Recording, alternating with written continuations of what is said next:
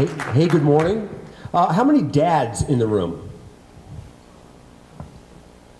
I want to talk to you very briefly about a passion of mine. So I am a father, proud father of twins. I'd like to brag a little bit. I just got back from an honors convocation where they were recognized for being the top of their class. In fact, my daughter is ranked number 3 in her high school. So, well, thank you. I bring that up because we dads are very passionate about our kids. And one of the groups that I'm very passionate about here in Albuquerque is Fathers Building Futures. This is a unique group of individuals who, unlike most of us, weren't presented with a world of opportunities. If you think about entrepreneurship, you're usually starting because you have an abundance of something or a paucity of something. And these gentlemen have a paucity of opportunities, and so they chose to make their own opportunity.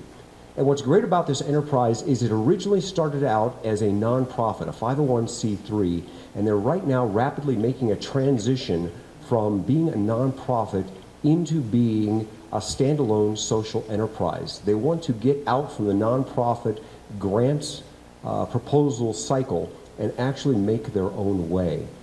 And I find that to be outstanding. In fact, we need fewer 501c3s, right? So if you'll permit me, I would like to introduce someone who I have, over the past 9 months, just had a wonderful relationship with. Emmett and I have grown to be great friends over these past 9 months, and she is going to introduce a group of men who are working very hard to create their own way. So please help me welcome Emmett Mayan.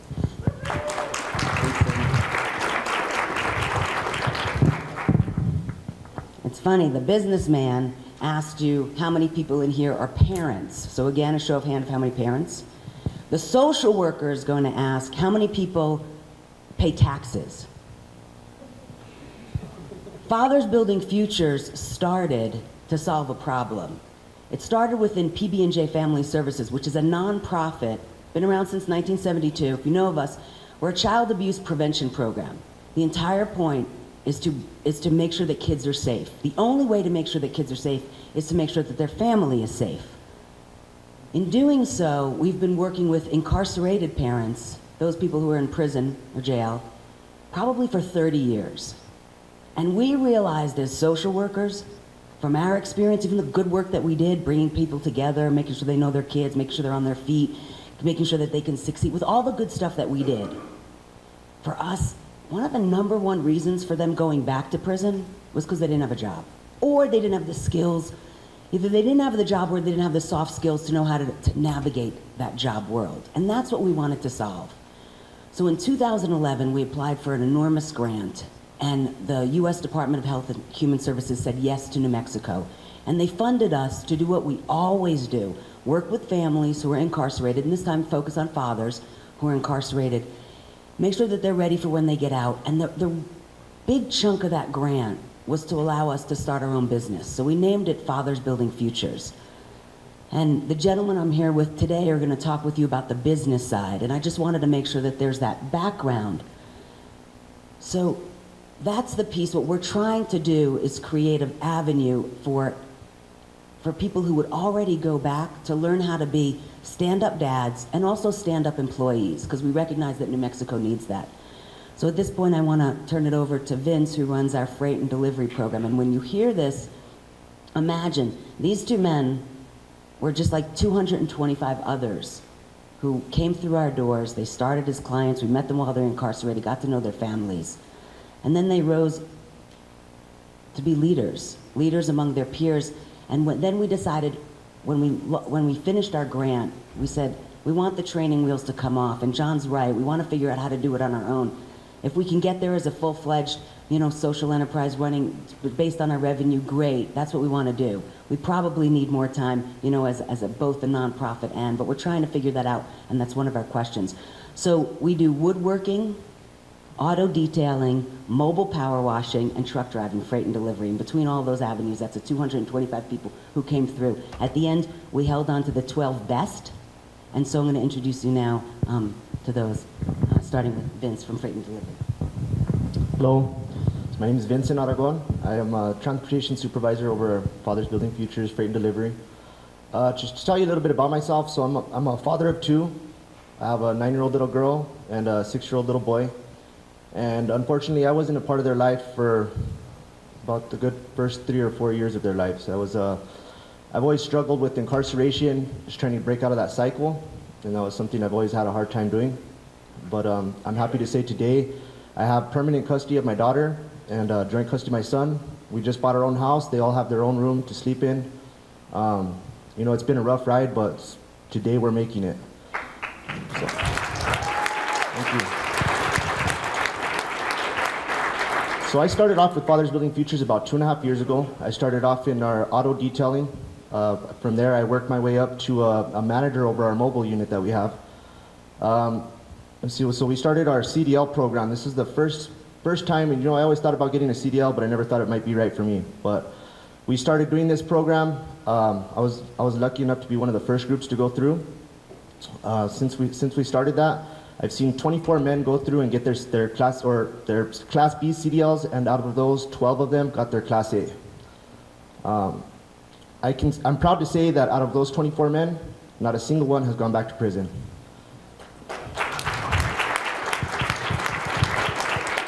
So and out of those 24, 19 are currently working on jobs of their own. The other 4 we currently have driving for us. The primary people that we drive for is Roadrunner Food Bank. But you know, we can't stay there forever. But they've been our on-the-job training as well as our mentors from the very beginning. And so I'd like to give a huge thanks to them.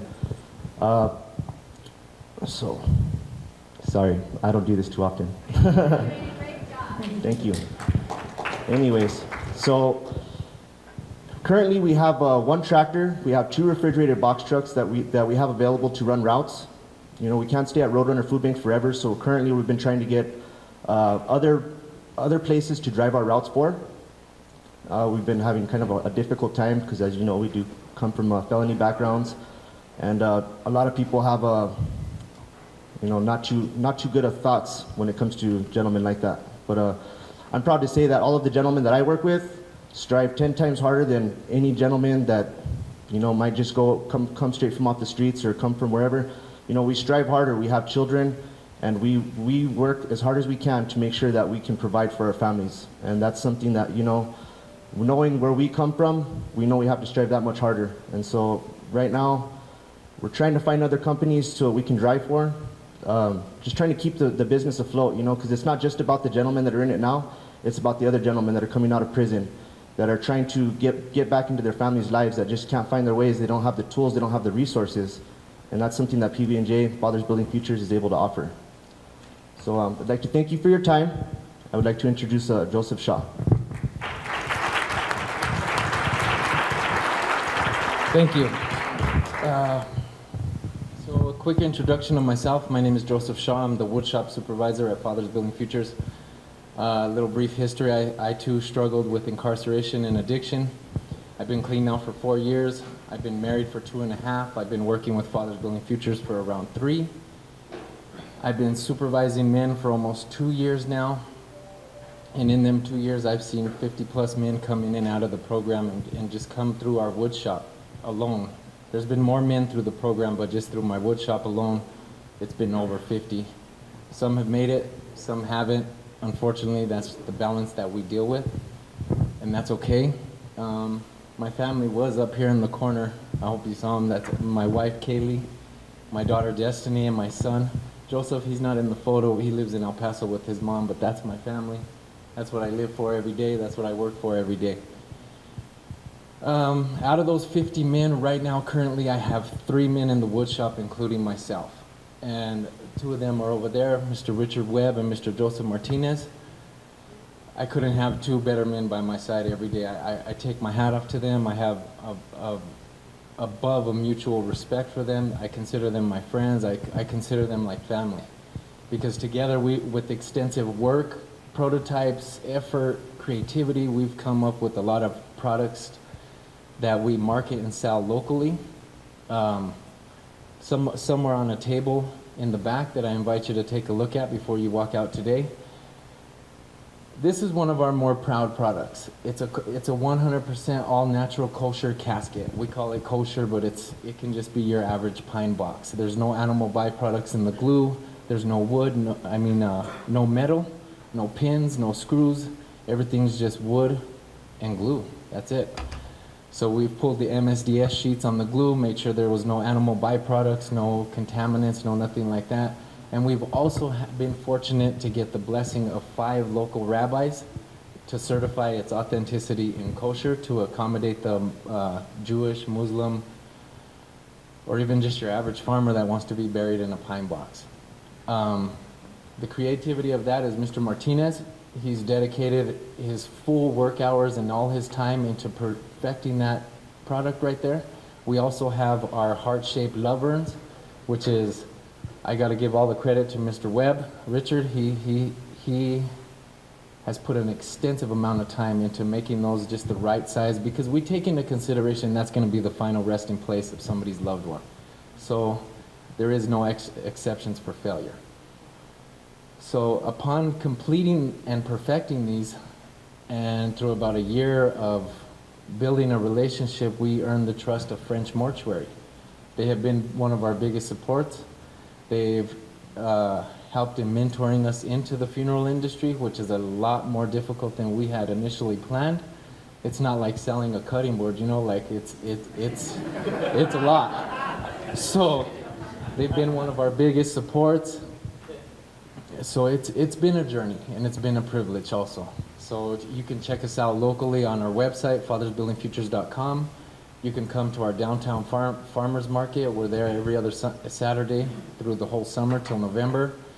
We do shows like the Fiery Food Show, the Coffee and Chocolate Show. That's mostly where we market our products. So we appreciate any support. And at Fathers Building Futures, we have a vision. It's for our men to experience true freedom. True freedom can be a difference in opinion in everybody. In my opinion, it's no limits. The only things professionally and personally, the only thing standing in front of you in success is you and the boundaries that you put or that you allow. So in the end, it's all worth it, and it's been fun. So thank you.